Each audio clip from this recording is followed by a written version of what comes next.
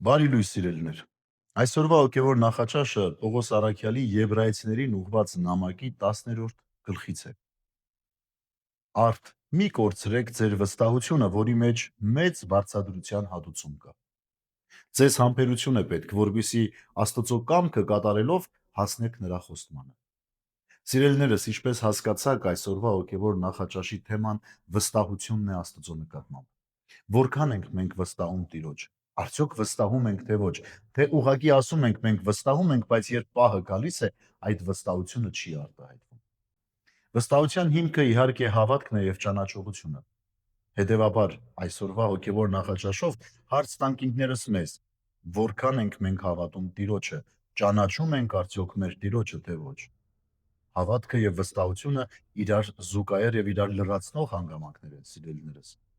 Վստահել Տիրոջը նաև նշանակում է թե կարողանալ համբերատար լինել, ինչպես կասեր Առաքյալը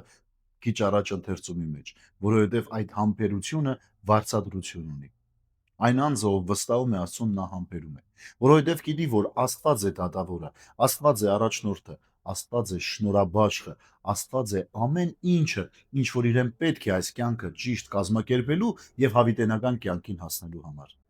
Հետևաբար, այսօրվա հոգևոր նախաճաշը մեզ սովորեցնում է վստահել Տիրոջը համբերությամբ,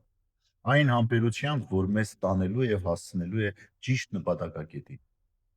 Ուրեմն վստահել Տիրոջը նաև նշանակում է, թե պատրաստ լինել քայլել այն ճանապարհներով, որ Տերը մեզ տալիս է։